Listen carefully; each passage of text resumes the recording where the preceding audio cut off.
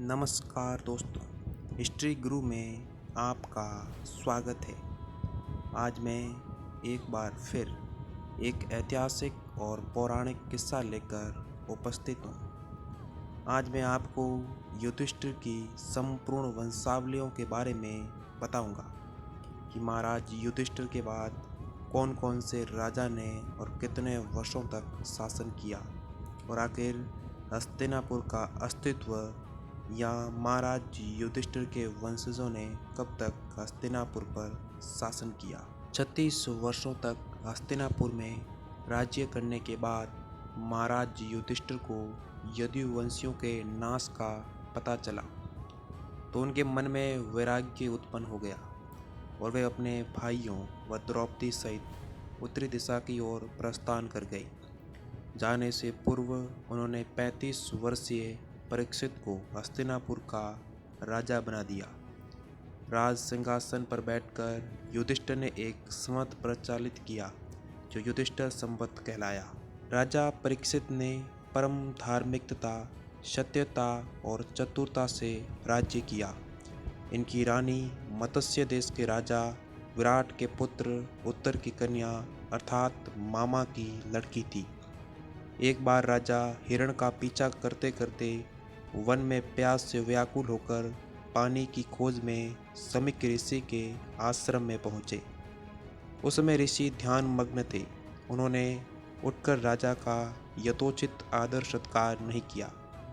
इस पर परीक्षित ने क्रुद्ध होकर एक मरा हुआ सर्प तीर की नोक से उठाया और ऋषि के गले में डाल दिया तथा वापस अपनी राजधानी लौट आए।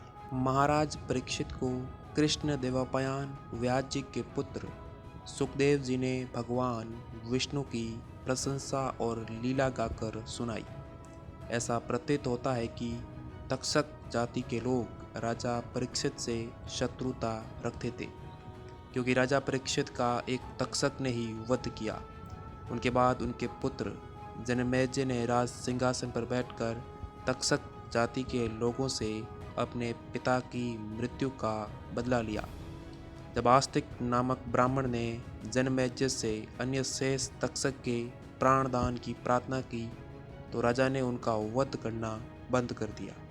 जनमेजय के दरबार में ही व्यास के शिष्य वैशंपायन ने उपस्थित होकर महाराज जनमेजय को महाभारत का संपूर्ण इतिहास सुनाया था।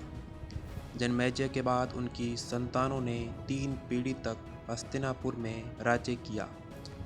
जनमेजय के परपोते महाराज नेमिचक्र नामक एक प्रसिद्ध राजा हुए। उन्हें वत्सराज भी कहते हैं।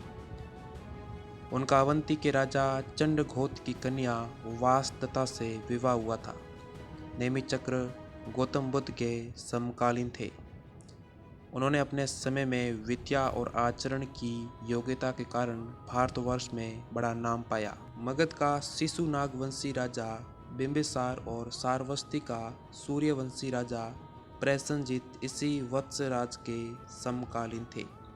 महाराज वत्सराज के पौत्र का पौत्र सेमक था, जो परम दुर्बल था। उसने अपने राज्य का सारा भार मंत्री को सौंप दिया था। एक दिन सेमक को मारकर मंत्री स्वयं राज सिंहासन पर बैठ गया। इस मंत्री का नाम विश्रव था। उसकी वंश परंपरा ने 14 पीढ़ियों तक शासन किया। अंतिम राजा मदनपाल के मंत्री महाराजी ने राजा को मारकर सिंहासन ले लिया। महाराजी के वंश ने 15 पीढ़ियों तक हस्तिनापुर में राज्य किया। उसकी वंश परंपरा समाप्त होने के बाद दूसरे वंश ने 10 पीढ़ी तक शासन किया। हुमायूं के सुकवंत ने इस वंश के अंतिम राजा राजपाल को मारकर हस्तिनापुर के राज्य पर अधिकार कर लिया। बाद में उज्जैनी के महाराज विक्रमादित्य ने सुकवंत को मारकर इस राज्य को मालवा राज्य में मिलाकर अपने अधीन कर लिया। तो आखिर इस प्रकार लाखों वर्षों तक अपने आप अस्तित्व मेरा हस्तिनापुर मालवा राज्य में मिल गया। तो दोस्तों, आज के लिए इतना ही। अगर आपको जानकारी अच्छी लगी हो तो हमारे वीडियो को लाइक करना और चैनल को सब्सक्राइब करना ना भूलें।